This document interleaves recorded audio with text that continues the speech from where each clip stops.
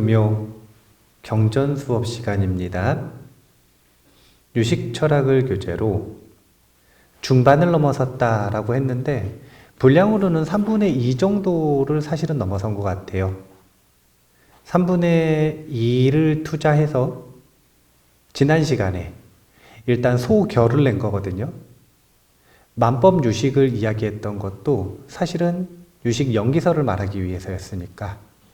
그래서 유식의 연기설을 원배인 스님의 찰나연기설이라고 해서 정리를 지난 시간에 했습니다. 그렇게 유식 연기설을 종결 짓는 줄 알았는데 이제 또 준비를 하다 보니까 유식 연기설을 계속 할 건 아니거든요. 뭘 할 거냐면 유식 실성을 할 거예요. 유식의 본성, 삼성과 삼무자성이라고 하는 것이 무엇인가 이걸 하려고 하는데 문제가 생긴 거라. 이 부분부터 한번 시작을 해볼게요. 오늘의 주제는 유식 실성과 양자역학입니다. 일단은 목차를 보면 유식 연기설의 중도실상이라 그래서 뭐가 문제고 답이 뭐였는지 이거 먼저 이야기하고요. 그 다음에 이 중도실상을 보여드리기 위해 삼성과 삼무자성을 공부하기 전에 먼저 이제설을 공부할 건데 이제 먼저 아시죠? 속재, 진재. 그런데 유식에서는 그냥 이제설을 말하는 게 아니라 사중이제설을 말해요. 그래서 이 사중이제설 우리가 배운 개념이에요? 안 배운 개념이에요? 이런 어려운 개념을 배울 때는 나선형 반복구조. 한 번, 두 번, 세 번. 그래서 사중이제설과 각종 다른 개념들을 배대해서 마지막에는 이 물리학의 발전상까지 같이 한번 보면서 그렇게 오늘 사중이제설을 마스터하는 것을 목표로 한다. 이렇게 생각하시면 됩니다. 자, 뒤로 넘어가면 이제 유식 실성에서는 유식 무경을 말할 거예요. 식 외에 다른 실체가 있는 경은 없다. 식을 떠난 경계는 없다는 거예요. 그런데 이 닐스 보어 선생님이 양자역학 전공자라고 하기에는 좀 애매해져. 왜냐면은 이 초기 멤버니까 양자역학이 시작되고 나중에 이제 전공자들이 생겼다고 봐야 되니까 초창기 멤버거든요. 양자역학이라고 하는 현상을 관찰하고 나서 이런 말을 한 거예요. 같이 한번 읽어볼까요? 입자는 독립적인 존재가 아니다. 그것은 다른 것들과의 관계 속에서만 정의된다. 지금 이 페이지를 마지막에 한 번 더 읽을 거예요. 똑같아요. 식과의 관계 속에서 모든 경계, 모든 사물을 정의하고자 하는 게 유식의 입장이에요. 유식은 이걸 시도하고 있는 거예요. 오직 유자, 식과의 관계 속에서만 모든 걸 정의하고 싶은 거예요. 그런데 양자역학 역시 마찬가지예요.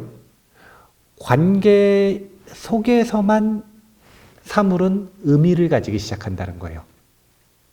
관계가 이 성립되어 있지 않을 때는 사물, 소립자에 해당되는 이 입자들은 불확정성이라고 하죠. 확률로서 존재하지 어떤 특정한 자성을 띠고 있는 게 아니에요. 오직 관계 속에서만 그 의미, 자성을 가지게 된다. 그래서 관계를 가지고 설명을 하는데 이제 이 두 가지가 어떻게 서로 연결되어 있는지 오늘 한번 내내보죠. 삼성설하고 삼무성설을 공부하려고 이제 보니까 이 유식 실성이 유식 연기론 파트 내에 들어가 있는 거예요. 그러니까 유식 연기론이라고 하는 장이 있고 유식 삼성이 따로 다 장이 있는 게 아니라 유식 연기론 파트 내에 유식 삼성이 들어가 있어요. 상성위 할 때 나는 이제 이 유식 연기론을 함으로써 상은 끝냈다 이렇게 생각을 했단 말이에요. 근데 그게 아니라 성이 어디에 들어가 있냐면 유식 연기론에 들어가 있더라.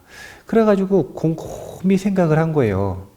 이제 그 뒷페이지에 보면 제가 목차를 가져왔거든요. 여기 사진에 보면 목차가 있어요. 제2장이 유식 연기론 아닙니까? 제1절이 만법 유식설이고 제2절이 우리가 공부했던 식변론이에요. 그러니까 여기 식변론에서 원래는 유식 연기설이 끝나야 되는데 여기 보면 제3절이 또 있어요. 그게 뭐냐면 제법 공유론인데 여기 밑에 보면 사망에 삼종자성과 삼무성이 있죠. 유식 실성이 요 3절에 나오는 거예요. 그리고 제4절도 이제론이 나와요. 여기서 이제 사중이제론이 나오거든요. 그러니까 유식 실성을 논하는 부분이, 성품을 논하는 부분이 왜 현상론에 들어가 있느냐 이거예요. 이 부분을 보면서 앞에 공부했었던 7강, 14강의 내용을 복습해보자는 의미예요. 연기설이라고 하는 건 뭘 얘기하는 거냐면 현상을 얘기하는 거예요. 그런데 이 연기설의 현상 파트에 2개가 들어가 있는 건 이해가 된다 이거예요. 그게 뭐냐면은 첫 번째가 만법 유식설, 만법 유식. 그 다음에 식변론. 이건 우리가 지금까지 공부한 거 아닙니까? 만법 유식은 왜 공부했냐면 요 앞에 오이백법 공부해가지고 요 2가지를 통해서 뭘 한 거냐면 법이라고 하는 게 무엇인지, 그래서 항상 한 근원이 무엇인지를 찾아 들어가는 과정을 만법 유식, 오이백법 이걸 가지고 공부를 한 거예요. 그러면 그걸 통해서 무엇이 법의 특성이고 무엇이 항상한 근원인가를 찾아가는 과정에서 용어의 전반적인 개념을 익혔다고 보시면 돼요. 몸풀기. 그러면 그렇게 전반적인 개념을 익힌 몸풀기를 가지고 이제 뭘 한 거냐면 식변. 그래서 근원이 되는 식이 어떻게 변화해서 만법으로 펼쳐지는가. 일체의 유심조를 여기서 이야기했죠. 그래서 일체의 유심조를 이야기하면서 개인적으로는 유식연기설이라고 놓기는 좀 아까워요. 찰나연기설. 오늘 이따가 물리학의 발전사를 이야기할 때 잠깐 언급을 하겠지만 지금 요 찰나연기설이라고 하는 것 자체가 유식연기설의 범위, 유식연기설이 다루는 범위를 넘어가 있어요. 그래서 지난 시간에 뭐라고 얘기했냐면 성기설의 기초가 될 수 있다. 이렇게 얘기를 했죠. 요거까지 얘기를 했는데, 그런데 여기에 이제 제법 이공론, 이제론 이렇게 얘기했지만 결국은 삼성설 얘기하는 거예요. 우리한테 아주 유명한 유식 성인, 변계 소집성, 의타기성, 그리고 원 성실성 이라고 하는 유식 삼성을 얘기하는 거예요. 그리고 이것이 어떻게 삼무성으로 연결되는지를 얘기하는 요 파트가, 이거는 뭐에 대한 이야기냐면 여기가 현상에 대한 이야기면 여기는 본성에 대한 이야기거든요. 이 본성에 대한 이야기가 도대체 왜 유식연기설에 들어있는가? 이것은 아까 이야기했던 맨 처음 시작, 그게 뭐냐면 유식의 정의. 만 가지 경계, 모든 경계는 뭐를 떠나서 성립될 수 없다고요? 식을 떠나서는 성립될 수 없다. 그렇다면 본성은 식을 떠나서 성립될 수 있을까요? 없을까요? 없어요. 그래서 유식 연기설 안에다 집어넣은 거예요, 지금. 이런 입장에서 보면 본성뿐만이 아니라 뭐가 있냐면 위가 있어요. 수행 계위. 유식의 수행 계위. 요 위도 식을 떠나서 성립할 수 있을까요? 없을까요? 없어요. 그래서 이것도 유식연기설에 사실은 들어가야 되는 거예요. 왜냐하면 우리가 공부했던 식변론은 유전연기라고 하고, 이 유전연기가 뭐냐면은 흘러서 굴러 윤회하는 원인, 윤회하는 메커니즘을 설명하는 게 유전연기. 이걸 거꾸로 돌아가는 걸 환멸연기라 그러는데, 이 수행계위는 환멸연기에 해당되기 때문에 위까지도 사실은 전부 다 유식연기설에 들어가야 돼요. 이게 뇌하연기설의 독특한 점이에요. 연기설에 현상론만 들어가는 게 아니라 본성도 유식이니까 식을 떠나서 정의할 수 없어요. 그래서 유식 삼성과 삼무성, 이재론 전부 다 유식연기설에 들어가는 거고, 그리고 사실은 요 위도 유식연기설에 들어가야 되지 않나라고 그냥 이야기를 하는 거예요. 이렇게 유식은 아주 독특하게 하나의 단어를 가지고 아주 강박적으로 식을 가지고 통일하고 싶어요, 지금. 이게 유식의 뉘앙스라고 보시면 돼요. 모든 걸 식과의 관계 속에서 설명하고 싶은 거예요. 그걸 가지고 천재들이 다 달려 들어가지고 1000년, 2000년 연구했다고 생각을 하시면 되는 거예요. 그러니까 인간이 생각할 수 있는 모든 존재에 대한 것들을 전부 식 가지고 설명하고 있는 게 유식 연기설이라고 생각하시면 돼요. 그래서 본성도 유식 연기설 속에 들어가 있다. 아주 독특한 점이다. 지금 제2장이 유식 연기설인데, 이 교재 구성의 목표는 현상계가 어떻게 펼쳐졌는가 유전연기를 설명하는 게 목표가 아니라, 목표가 뭐냐면 중도실상을 보여주는 게 목표예요. 그래서 중도실상을 보여주는 방법으로 오늘 뭘 공부할 거냐면 사중 이제설을 공부한다. 이렇게 보시면 돼요. 이제 중도실상에 대한 유명한 문장이 용수보살의 중간에 나오거든요. 여기 있는 내용 같이 읽어볼까요? 유명한 개성이에요. 인연으로 생긴 법, 나는 이것을 공이라 하고 또한 가명이라 하며 또한 중도의 이치라 한다. 인연으로 생긴 법이라는 건 뭐냐면 관계 속에서만 정의되는 법이라는 뜻이에요. 모든 법은 관계를 떠나서는 의미가 없어요. 불확정성이에요. 거기에 의미가 부여되는 건 오직 관계 속에서만 의미가 부여되는 거예요. 그걸 인연으로 생긴 법이라고 합니다. 불확정성이기 때문에 공이라고 해요. 확정된 자성이 없기 때문에 공이라고 하는 거예요. 그런데 인연으로 무엇이 생기는 거냐면 가명이 생겨요. 가명. 이게 임시로 정해진 정의예요. 그리고 이것은 공, 없는 것도 아니고 있는 것도 아니기 때문에 중도라 그래요. 그래서 중도실상이라고 하는 건 속죄와 진죄를 포함하고 있는 그 모든 것들을 유식에서 설명하고 싶어 하는 게 유식 연기설을 통해 중도실상을 보여주고 싶다라고 하는 말의 의미라고 보시면 돼요. 바로 교재 292페이지에 있는 사중이제설 원문을 볼게요. 일단 여기서 뭐만 보시면 되냐면 이 세간 세속, 그 다음에 그 뒤에 보면 세간 승의가 있거든요. 왼쪽에는 세속, 오른쪽에는 승의가 있어요. 그 다음에 사중이라고 하는 건 세간세속, 도리세속, 증득세속, 승의세속이 됩니다. 그러니까 사중이라고 하는 건 세간 다음이 도리, 도리 다음이 증득, 증득 다음이 승의가 되는 거예요. 그 다음에 이걸 이제설로 나눴다는 건 요 사중이 세속과 승의로 나눠져 있다. 요 정도만 표를 보고 넘어가시면 되고요. 여기 있는 중간에 있는 예시들은 뒤에 제가 정리를 했으니까 이제 이런 세속과 승의라고 얘기했지만 우리가 흔히 이제설을 얘기할 때는 세간과 출세간 이러지 않습니까? 세간의 모든 지식을 출세간의 지혜로 꽃피우다.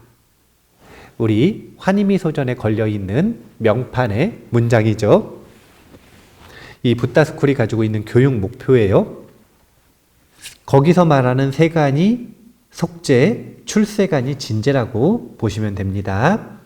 일단 문제의식은 장님 코끼리 만지기 비유 속에서 찾아볼게요. 이게 이 우다나 속에 있는 문장을 제가 조금 중략해가지고 가져온 거거든요. 한번 유명한 비유니까 같이 읽어볼게요. 코끼리의 머리를 만진 자는 항아리와 같다고 했고 귀를 만진 자는 키와 같다고 했으며 상아를 만진 자는 보습과 같다고 했고 몸통을 만진 자는 창고와 같다고 했으며 꼬리를 만진 자는 새끼줄과 같다고 우겼다. 그들은 서로 자기가 옳다고 주먹질을 하며 싸웠다.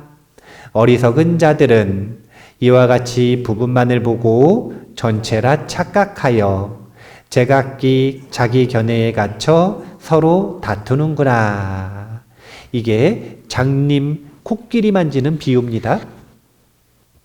이렇게 부분을 보고 전체라고 착각하는 것, 이것을 일분지견이라 그러는데, 눈먼 장님과 같은 중생들은 모두 다 이런 일분지견에 갇혀서 서로 싸우고 있구나. 이렇게 비유를 하시는 거거든요. 자, 이게 사중이제설에서 어떻게 해석되는지 한번 보도록 하겠습니다. 제가 표로 정리했어요.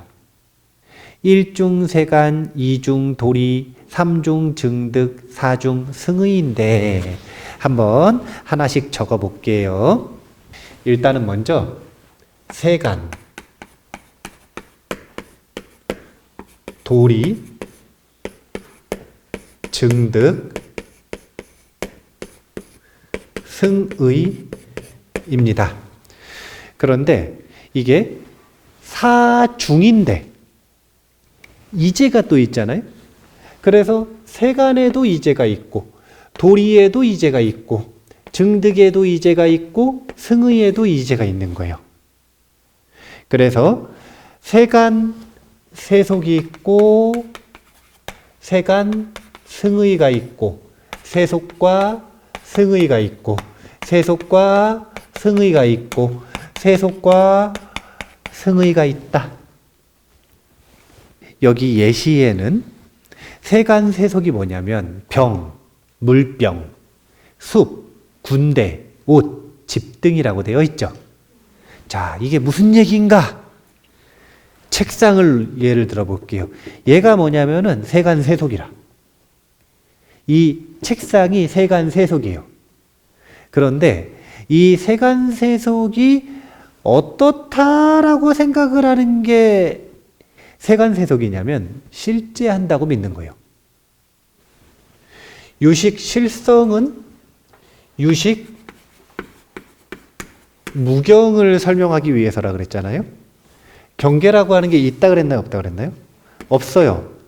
그럼 언제 생기냐면 식과 관계할 때 생기는 거예요. 식과의 관계를 떠난 경계라는 건 없어요. 이게 지금 유식에서 도달하고자 하는 결론이잖아요. 근데 이 결론에 도달하기 위한 과정인 거예요, 지금. 일반적인 사람들은 경계, 책상은 있어요, 없어요? 있죠. 이게 바로 세간 세속이라. 그런데 조금 더 관찰하는 사람들은 책상이라고 하는 게 무엇에 의해서 만들어져 있는지 그것을 해체해서 바라보기 시작해요. 그러니까 그렇게 해서 나온 게 오온, 12처, 18개와 같은 법을 나누는 방법론들이라는 거예요. 근데 얘는 색법이잖아요, 색법. 그러면 색법이니까 지수화풍으로 이루어져 있겠네요. 이렇게 바라보는 걸 세간이지만 그 중에서 좀 수승한 승의라고 얘기를 하는 거예요. 지금 여기 보면, 근데 또 밑에 보면은 5운, 12처, 18개가 또 물려있죠. 사성제, 사성제 이렇게 물려있죠. 이공진여, 이공진여 이렇게 물려있죠. 그래가지고 제가 이걸로는 설명이 부족하다. 그래가지고 사중이제를 조금 더 자세하게 저 뒤에다가 설명을 해드릴게요. 일단은 사중, 이제 이게 뭔지 구분을 하실 수 있겠어요? 사중은 뭘 얘기한다고요? 이게 그냥 얼렁뚱땅 넘어가면 이해가 안 된 거더라고요. 사중은 뭘 얘기하는 거라고요? 세간, 도리, 증득, 승의를 사중이라고 한다는 거예요. 이제는요. 원래는 진제와 속전제 여기서는 세속과 승의라는 표현을 쓰고 있어요. 그래서 4번 중첩되는 이제가 있더라. 세속과 승의가 있더라. 그래서 8단계가 나오는 거예요. 여기서는 세간승의와 도리세속이 같고 도리승의와 증득세속이 같고 증득승의와 승의세속이 같아서 사실은 5단밖에 안 나와요. 그래서 제가 이걸 8단으로 만들어 놓으려고 그래서 설명을 해드리려고 지금 나선형 반복 구조로 설명을 해드리겠다 이렇게 얘기를 한 거예요. 자, 뒤로 넘어가 볼게요. 중에 대한 표현부터 한번 생각을 해봐야 되는데 왜 중자를 썼나? 왜 중자를 썼나? 이 중자는 왜 쓴 거냐면 이제서를 단순히 이제로 끝낼 수도 있는데 그걸 이 유식무경이라고 하는 진리의 산을 올라가는 것과 같은 쌓고 쌓아서 올라가는 과정으로 설명하기 위해 중자를 쓴 거예요. 그래서 진리의 산을 오르다 제가 이렇게 중자를 해석을 했는데 닐스 보어 선생님의 아주 멋진 말이에요. 요 말 같이 한번 읽어볼게요. 반대말이 거짓인 진리는 얕은 진리다. 하지만 반대말조차 심오한 진리가 되는 것. 그것은 깊은 진리다. 오늘 이따 한번 봐보세요. 속죄가 있고 진죄가 있어요. 그러면 뭐가 허상이고 뭐가 진리, 진상인가요? 속죄가 허상이고 진죄는 진상이 되는 거죠. 그런데 사중 이제를 보면 맨 앞에 있는 세간만 세속이 허상이고 뒤에 승의가 진실이지 뒤로 가면 세속도 다 진실이에요. 이 이야기는 무슨 얘기냐면 산을 올라가. 이게 지금 산을 올라가는 과정이란 말이요. 산을 거꾸로 올라가야 되니까 이렇게 올라가야겠네요. 지금 거꾸로 섰으니까. 그러면 여기서 이렇게 올라갈 때 여기서 보면 낮은 사람이 여기 산 밑에 있는 것처럼 보이지만 여기 있는 사람이 보면 그것보다 하열한 곳도 높은 곳이에요. 꼭대기에서 보면 그 꼭대기에서 아래를 내려다봐야 뭘 보이냐면 그 옆에 있는 조금 낮은 산 봉우리 정상이 보여요. 그러니까 꼭대기에서 보면 하열해 보인다 이렇게 보고 있는 반대말도 진리가 되는 거예요. 그러니까 진리의 반대말이 거짓이라면 그 진리는 아주 얕은 진리라는 거죠. 그러니까 여기가 얕은 진리, 조금씩 깊어지는 진리, 깊어지는 진리, 그래서 승의, 가장 수승한 진리가 중첩돼서 축적되고 있는 과정을 사중이라고 표현을 했다는 거예요. 중자를 쓴 의미가 세간보다는 도리가, 도리보다는 증득이, 증득보다는 승의가 수승하기 때문이기도 하고 세간의 진리를 거쳐서 도리의 진리로, 도리의 진리를 더 쌓아서 증득의 진리로, 증득의 진리를 쌓아서 승의의 진리로 나아간다라고 하는 의미로 중자를 썼다는 거예요. 산을 올라가는 비유를 썼다. 이 닐스 보어 선생님의 표현은 아주 멋져요. 예. 어떻게 진리의 반대말이 거짓이냐 이거예요. 수승한 진리는 반대말도 진리인 거예요. 사중 이제 요약, 요 부분 요거 일단 외워 놓을게요. 자, 뒤로 넘어가면 사중이제가 결국은 뭐가 되는 거냐면 세속은 뭘 말하고 있는 거냐면 일합상을 말하고 있어요. 이 일합상이라고 하는 게 뭐냐면 금강경에 나오는 표현인데 일합상은 이런 거예요. 자, 지금 나한전에는 뭐가 있어요? 이것저것이 있죠. 근데 뭉뚱그려서 뭐라 그래요? 나한전 이러죠. 이걸 일합상이라 그래요. 그런데 그 일합상은 일합상 단독으로 실제하나요? 안 하잖아요. 근데 실제한다고 믿는 거예요.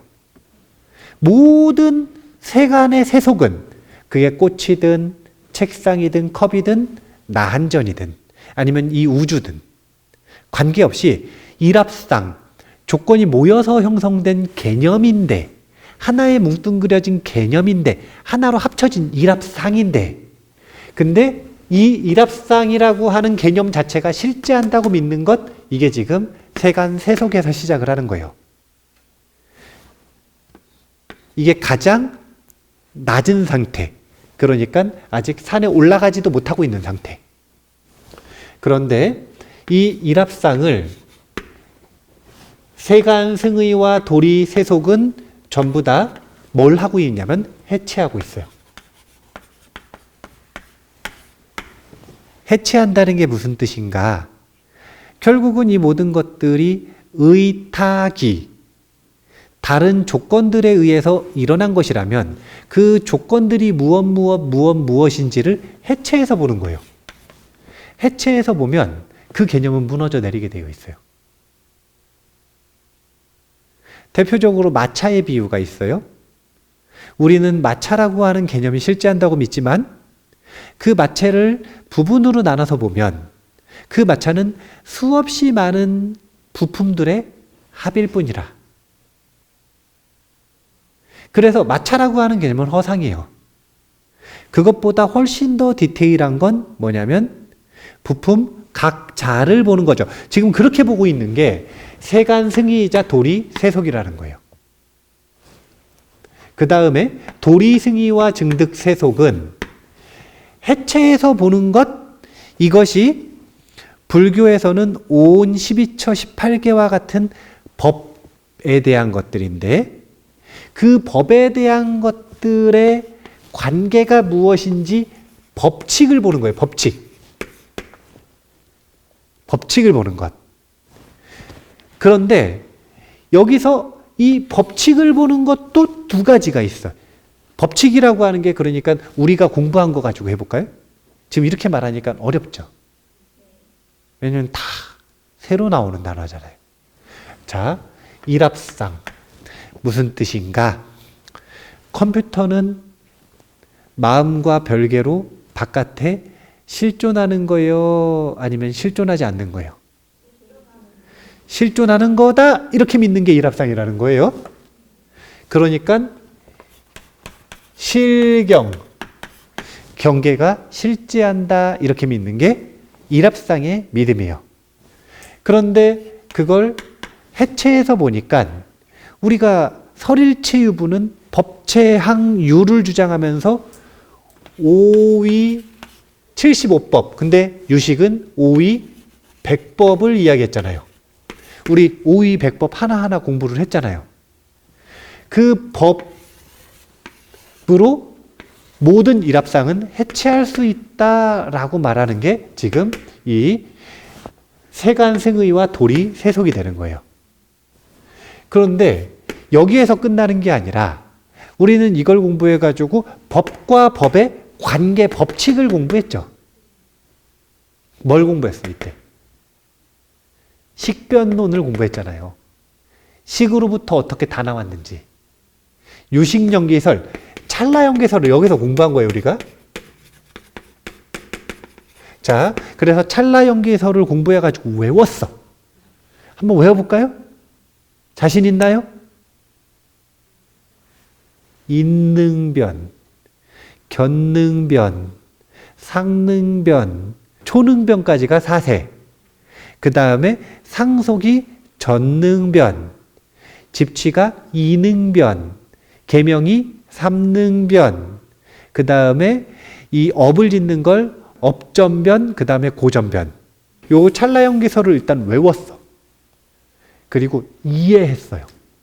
그러면 증득이라는 말을 쓸 수 있어요, 없어요?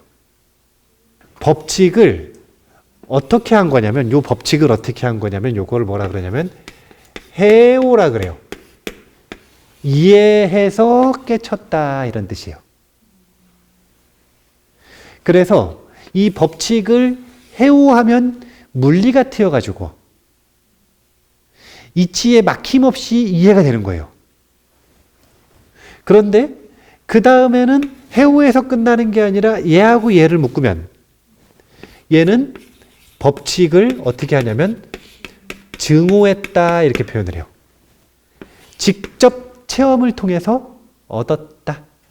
얘는 이론으로 이성으로 이해했다는 뜻이고 얘는 그러니까 이론으로 이해를 하면 이거는 유식학 파의 입장이고 얘는 수행을 통해 증득한 건데 얘를 뭐라 그러냐면 유가행파의 입장이라 그래요. 요가행을 통해서 마음의 전식득지를 이루면 그러면 해오가 아니라 뭐가 되는 거냐면 증오를 할 수가 있어. 그런데 그렇게 해가지고 뭐가 되는 거냐면 승의로 가는데 이게 바로 무차별이에요. 이제 실제로 차별의 인식에서 완전히 떠난 것. 이걸 무차별로 나아갔다 이렇게 얘기해요. 그래서 5단으로 요약을 하면 우리가 산을 올라가는 과정이라고 하는 건 산 밑에 있을 때는 경계가 실제한다라고 믿는 일합상을 믿고 있는 거예요. 그런데 이거보다 연구를 좀 더 하잖아요. 그럼 뭐가 되냐면 조금 그 구성 요소를 보기 시작해. 그래가지고 해체주의로 들어가요. 그래서 일합상의 환상에서는 벗어나지만 그 구성 요소인 법은 있다고 믿고 있는 거예요. 그런데 해체주의에서 끝나는 게 아니라 그렇다면 이 법이라고 하는 것은 이 자성이 있는가 없는가 법의 관계는 무엇인가 법칙을 논하기 시작하죠. 그 법칙을 이치로 깨치고 수행으로 깨치고 그래서 실제 무차별로 나아가고 이 유식 무경의 과정을 유식을 깨치는 과정을 사중 이제라고 말하지만 그걸 5가지로 요약하면 이렇게 되는 거예요. 시간 관계상 8중 이제는 다음 시간에 하고 이제 잠깐 머리를 쉬고 와서 해야 돼요. 새로운 개념은. 다시 한번 말하겠습니다. 유식 30송은 상을 말하고 성을 말하고 위를 말한다고 하지 않았습니까? 그런데 제가 문제 제기를 한 게 뭐냐면 유식상에 오의백법도 들어가고 만법 유식도 들어가고 식변론까지 들어가는 건 이해가 된다 이거예요. 근데 왜 유식연기설에 성이 들어가 있느냐? 이것에 대해서 제가 문제의식을 가지고 고민을 했다 이거잖아요.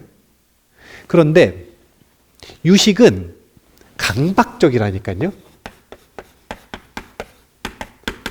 그래서 오직 유자를 쓰는 거예요. 세상은 오직 뭐와의 관계 속에서만 존재하는 거냐면 식과의 관계 속에서만 존재하는 거예요. 이걸 증명하고 싶은 거예요. 이걸 증명하고 싶어서 철저하게 사고 실험을 1000년 동안 한 게 유식학파라고 보시면 돼요. 그리고 사고 실험을 넘어서 실제 주관적인 수행 경험, 자신의 삶 속에서 실험을 하는 것, 이게 유가행파라고 보시면 돼요. 이분들은 뭘 증명하고 싶은 거냐면 오직 식뿐이다.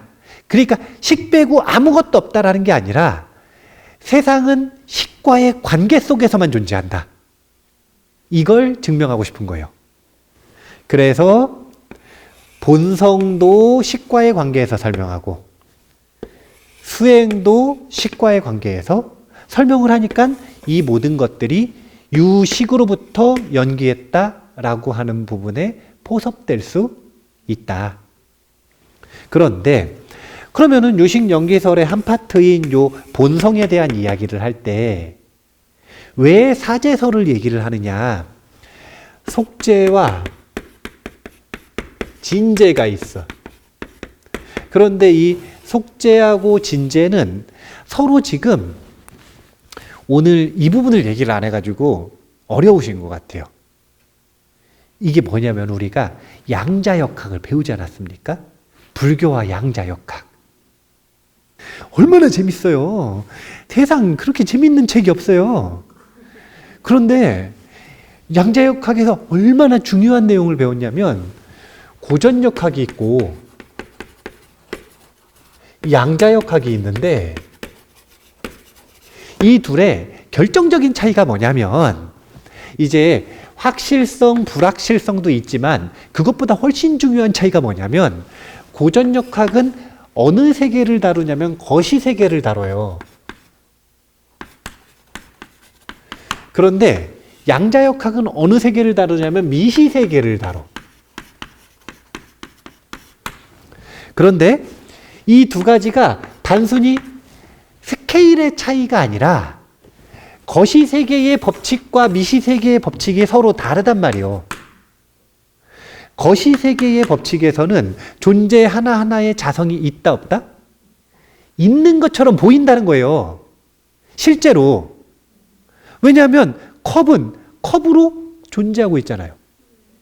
물론 그게 어떻게 존재하는가 이걸 보면 사람들의 관념, 즉 식이 저걸 컵이라고 인식을 해야 쟤는 컵이 되지만 그러니까 식을 떠나서 존재할 수 없지만 근데 그런 이치를 모르면 상대적인 이치를 모르면 얘는 컵이야 그냥. 이렇게 존재하잖아요. 거시세계에서는 우리의 상식인 뭐가 존재하는 거냐면 세간세속 일합상이 인정된다는 거예요. 왜냐면 그 세계, 거시세계 속에서도 가장 밑바닥에 있는 세계는 뭐냐면 명언, 언어의 세계이기 때문에 언어로서 정의되는 것은 실제한다고 믿고 있는 세계이기 때문에 그런데 요 미시세계에서는 결정적으로 여기는 그래서 자성이 있는데 여기서는 자성이 없다 그랬잖아요. 이게 물리학자들이 미치고 팔짝 뛰는 이유인 거예요. 그러니까 현대 물리학에서는 과학 방법론 자체를 바꿨어요. 고전 물리학의 방법론하고 현대 물리학의 방법론이 틀려져 버렸단 말이에요. 현대 물리학은 오직 두 가지라면서요. 실험으로 증명하고 수학으로 증명한다. 그런데 고전 물리학은 그렇지 않았거든요. 왜냐면 그때 실험을 뭐 얼마나 할 수 있었겠어요. 그럼 그때는 물리학자들, 과학자들이 철학자랑 동의어라. 그러니까 그 사람들이 직업이 여러 개여서 철학자이기도 하고 과학자이기도 한 게 아니라 그때는 철학이나 과학이나 이건 뭐냐면 실험에 한계가 있으니까 사고 실험을 가지고 극복을 했던 거예요. 그런데 그게 철학과의 구분이 명료하지가 않으니까 그 과학으로서의 독립성을 가지는 분리를 하고 싶으니까 아주 철저한 방법론을 고안한 거예요. 그런데 양자물리학의 세계로 들어가니까 실험으로도 안 되고 수학으로도 명료하게 안 되고 물론 이제는 이 파동 함수를 비롯해서 여러 가지 수학 증명이 나왔지만 근데 아직도 실험으로는 그 모든 것들이 명료하지가 않아요. 왜냐하면 아직 실험할 수 없는 영역이라. 법칙이 다른데 그걸 본인들이 주창한 방법론으로 증명을 할 수가 없어요. 거시세계의 언어와 개념으로 이루어진 이 세계가 진실에 가까울까요? 아니면 그것의 기본 요소로 들어가 있는 소립자의 세계가 진실에 가까울까요? 소립자의 세계가 진실에 가까워요. 그러면 자성이 있는 게 진실이에요? 자성이 없는 게 진실이에요? 그러니까 속죄하고 진죄라는 건 여기서 말하는 거시세계는 우리의 일상 아닙니까? 일상적인 감각기관에 포착되는 세계. 이게 뭐냐면 속죄예요. 그런데 진죄는 뭐냐면 그것의 본질인 세계. 그러니까 사실은 미시세계로 들어갔을 때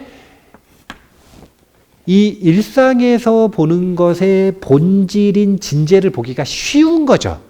일상에 진죄가 없는 게 아니라 진죄와 속죄는 중첩되어 있지만 어느 스케일의 세계를 보느냐에 따라 드러나는 이치가 다르다. 그래서 둘 다 속, 재, 진, 재, 진리라고 이름 붙였어요. 세속의 진리, 진상으로서의 진리. 이게 물리학에서의 다른 게 아니라 스케일 차이, 그리고 그 거시세계와 미시세계 속에서 자성이 있는지 없는지를 비롯한 다양한 법칙의 차이들. 이것을 마치 뭘로 나눈 것과 유사한 거냐면 속죄와 진죄로 나눈 것과 유사한 거예요. 우리가 양자역학을 공부했으니까 요 비유를 한 거예요. 속죄하고 진죄는 이런 식으로 무엇을 바라보고 있는가라고 하는 스케일 차이다. 그러니까 여기서 일합상을 보다가 그걸 쪼개. 그러다가 더 쪼개면 법칙이 나와요. 증득해요. 그래서 결론은 무차별의 세계로 들어가요. 이런 속죄와 진죄의 과정을 중첩시킨 수행 주제의 변화를 이야기하고 있어요. 한 가지만 짚고 기억해 두시면 됩니다. 뭐 하면 되냐면 물리학의 비유를 했는데 이따가 물리학의 발전 과정에 대한 내용을 표로 하나 정리해가지고 보여드릴 거예요. 그런데 다른 게 아니라 거시세계에서 보는 건 속죄다. 우리의 상식선에서 보는 건 착각. 근데 약속된 진리인 속죄다.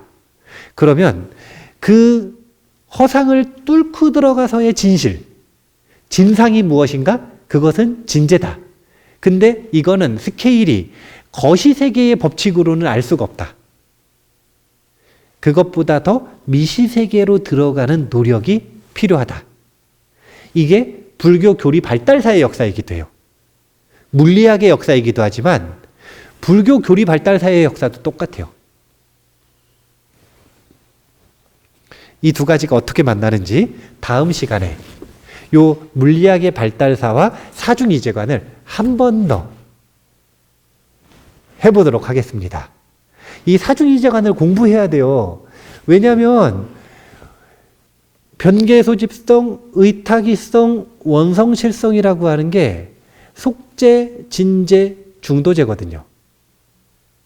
그래서 속죄하고 진죄하고의 중도 실상을 말하는 것이기 때문에 저 사중이재설을 가지고 몸을 풀어야, 그래야 삼성설과 삼무자성설을 더 면밀하게 이해를 할 수가 있어요. 오늘 이상 안 할 거예요. 사중이재설 다음부터 안 할 거란 말이에요. 오늘 하고 나면 끝이라. 다음 시간에 사중이재설과 물리학의 발전사, 요걸 가지고 한 번 더 사중이재설을 공부해 보도록 하겠습니다. 감사합니다.